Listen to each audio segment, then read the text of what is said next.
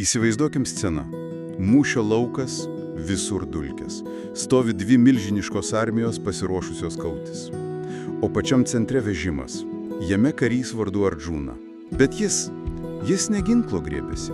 Jis tiesiog sėda ant vežimo dugno palūžęs. Visiškai sugniuždytas. Taip. Ir jis atsisuka į savo vežėją Krišną ir užduoda tą klausimą, kuris, sustabdo viską. Kodėl? Kodėl aš turiu kautis, žudyti? Jei sakoma, kad žinios, kad intelektas yra vertingiau už veiksmą, ar negeriau būtų viską mesti?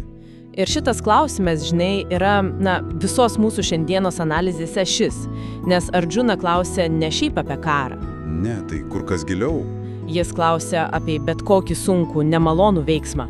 Tai tą amžiną dilemą ar veikti, ar atsitraukti. Ir šaltinis, kurį nagrinėjam, 3 Bhagavad Gytos skyrius – karma joga. Veiksmų joga. Būtent veiksmų joga – tai yra tiesioginis atsakymas į šito Ardžunos sielos šauksmą. Taigi mūsų tikslas šiandien yra išsiaiškinti, kaip šis senas tekstas siūlo spręsti šį klausimą. Ir galiu iškart pasakyti, atsakymas tikrai nėra. Tiesiog pasitrauk. Gerai, tai pradedam nuo pradžių. Ardžuna nori viską mesti.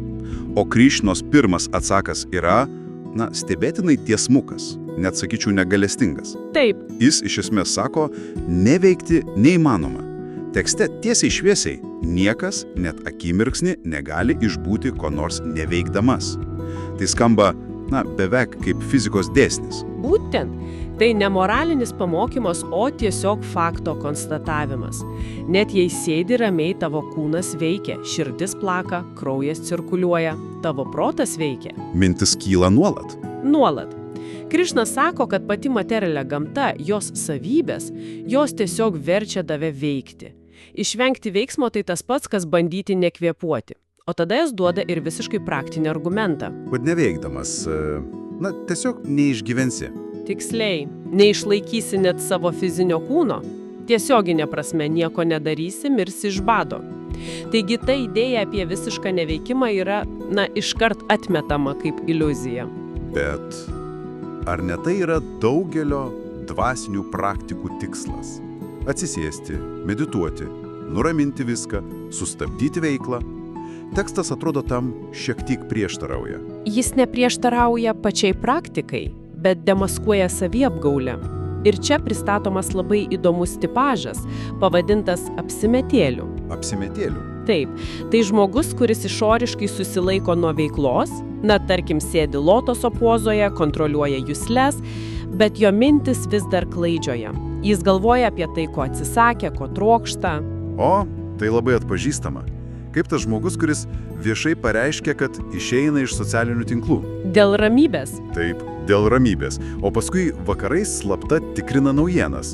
Išoriškai atsižadėjimas, o viduje tas pats troškimas. Tiksliai. Ir tekstas sako, kad toks žmogus apgaudinėja ne tik kitus, bet ir save. Ir jis yra prastesnis už tą, kuris sąžiningai veikia, net jei yra prisirišęs prie rezultatų. Tai esminė mintis. Vidinė būsena yra gal net svarbesnė nei išorė. Vadinasi, tikras iššūkis ne rankas sustabdyti. Ne, o pakeisti sąmonę, kuris stovi už tų rankų veiksmų. Atsisakyti reikia ne veiklos, o požiūrio į ją. Supratau. Vadinasi, išeitis nebegėti, o keisti motyvaciją. Bet tai atrodo milžiniškas darbas su savimi. Kaip tekstas siūlo praktiškai tai padaryti? Koks tas pirmas žingsnis? Pirmas žingsnis yra suprasti, kam veikti. Ir čia tekstas pristato kertinę karma jogos idėją – veikimą kaip auką arba jadžnę. Auka. Taip. Sakoma, kad bet koks veiksmas atliekamas ne kaip auka mus pririša, bet veiksmas atliktas kaip auka išlaisvina. Gerai, bet tas žodis auka mums, šiuolaikiniams žmonėms, jis skamba šiek tiek archaiškai. Ką tai reiškia praktiškai? Ar čia kalbam apie kažkokius ritualus? Tekste tai siejama ir su senoviniais ritualais, bet prasmė yra kur kas gilesni. Iš esmės tai reiškia veikti ne dėl savęs, ne dėl asmeninės naudos, o vardan aukštesnio tikslo, vardan bendros gerovės. Vardan didesnės sistemos? Taip, Tekstas naudoja vardą Višnus kaip visatos palaikytoją.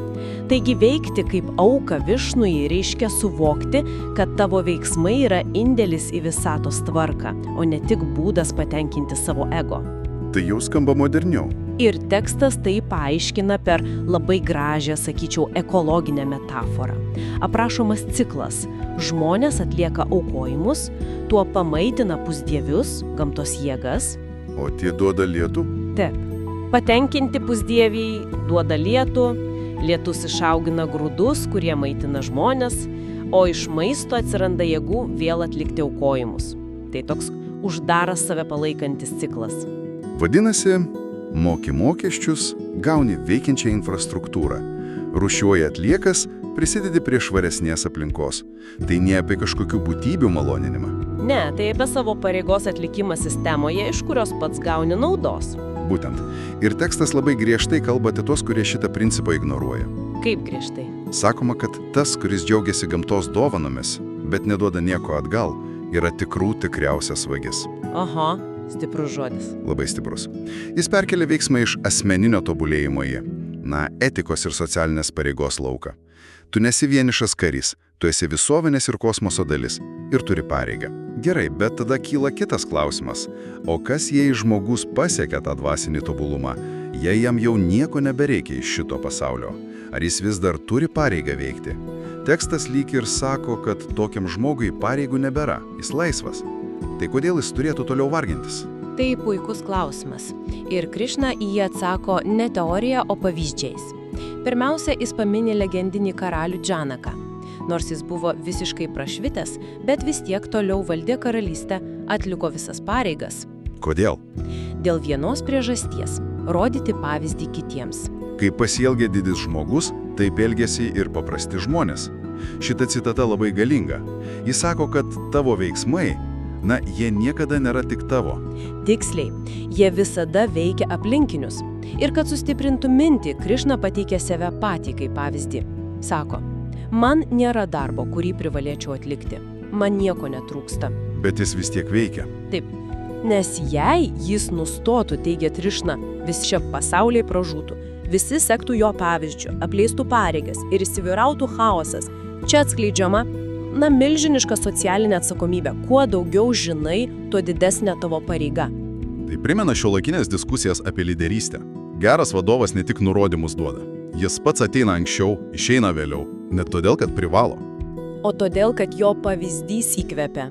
Būtent. Ir tekstas duoda labai konkretų patarimą išminčiui.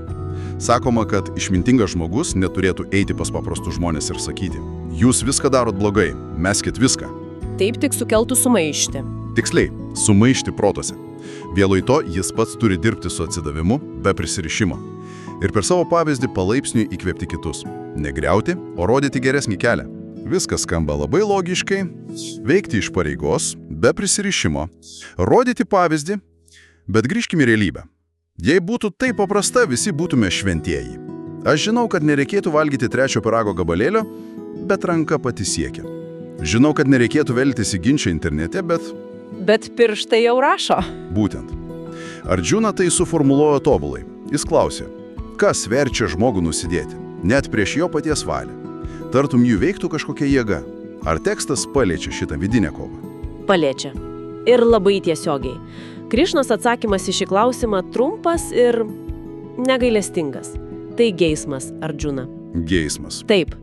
Ir čia žodis geismas, kama, sanskrito kalba, apima kur kas daugiau nei vien fizinį potraukį. Tai bet koks intensyvus savanaudiškas troškimas. Noras mėgautis juslėmis, tenkinti savo ego. Tekstas aprašo jį kaip didžiausią viską ryjantį pasaulio priešą. Tai tas jausmas, kai pamatai naujausią telefoną ir galvoji, privalau jį turėti, nors senas puikiai veikia. Arba tas pavydus noras, kai matai kitų atostogų nuotraukas.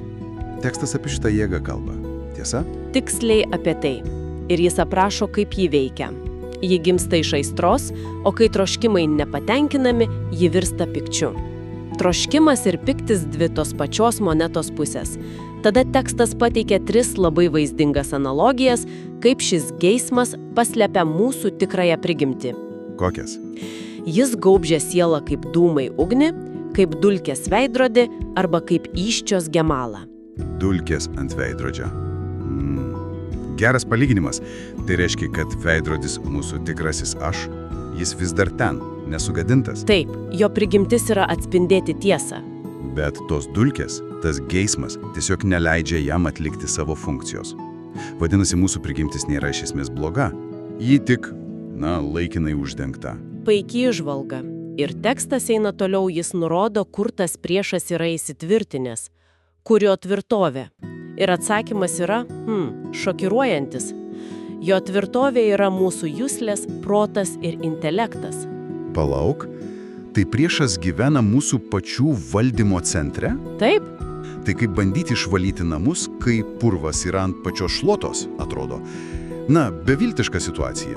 Jei priešas įsitvirtinęs pačiose mūsų mąstymo instrumentuose, kaip jį įveikti? Atrodo beviltiška. Bet tekstas siūlo strategiją.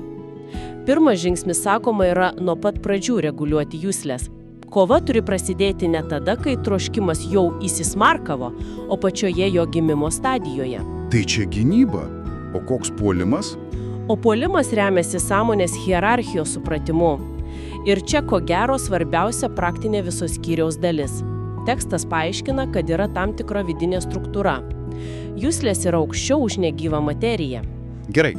Bet protas, kuris apdoroja juslių informaciją, yra aukščiau už jas. Intelektas, kuris geba analizuoti, yra aukščiau už protą. Aukščiau už viską, net už intelektą, yra siela. Tikrasis aš. Vadinasi, planas yra panaudoti aukštesnį vadovą, intelektą, kad jis duotų įsakymus nepaklusniam vadybininkui protui, o šis sutramdytų triukšmingus darbuotojus jusles, tokia vidinė komandų grandinė. Tobulas palyginimas. Būtent tokia strategija. Problema kyla, kai ši hierarchija apverčiama, kai juslės diktuoja protui, o protas valdo intelektą. Tekstas ragina atstatyti teisingą tvarką, pasitelkti dvasinę jėgą sustiprintą intelektą, kad jis valdytų protą. Ir galiausiai įveiktų tą priešą. Taip. Paskutinėme tekste Krišna sako Ardžunai. Taip, pažinęs save kaip transcendentalę būtybę, įveik šį nepasotinamą priešą geismą. Mūšis iš išorinio lauko galutinai persikelia į vidų. Taigi, apibendrinkim. Pradėjom nuo Ardžunos dilemos kautis ar trauktis ir po viso šito atsakymas yra visiškai aiškus. Neveikimas yra iliuzija. Ir saviapgaulė. Taip, tikrasis pasirinkimas yra ne ar veikti, o kaip veikti. Ir siūlomas kelias yra veikti iš pareigos, neprisirišus prie rezultatų, suvokiant savo veiksmus kaip indėlį į didesnę sistemą ir, kas labai svarbu, rodant pavyzdį kitiems. Būtent. Šis skyrius pristato tai, ką galėtume pavadinti aktyvaus dvasingumo keliu. Tai ne atsitraukimas nuo pasaulio į kokią nors olą, bet sąmoningas, apgalvotas įsitraukimas į gyvenimą, tik su visiškai kitokia išgryninta sąmonė. Ir tas išorinis mūšio laukas tampa metafora. Galinga metafora vidiniai kovai. Kovai, kurią kiekvienas iš mūsų kasdien kovoja su tuo vidiniu priešu savanaudišku geismu, kuris, kaip paaiškėjo, slypi mūsų pačių prote ir juslėse. Ir pabaigai. Lieka viena mintis apmąstymui. Tekstas baigiamas aiškiu nurodymu. Paženk save kaip esanti anapus juslių, proto ir intelekto. Ir tada galėsi nugalėti priešą. Tai kelia vieną labai asmenišką klausimą.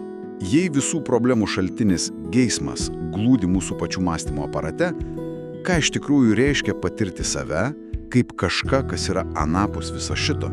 Ir kaip toks savęs suvokimas ne kaip teorija, o kaip gyvas patyrimas galėtų pakeisti požiūrį į kasdienius iššūkius. Pavyzdžiui, į tą pačią norą suvalgyti 3 pyrago gabalėlį.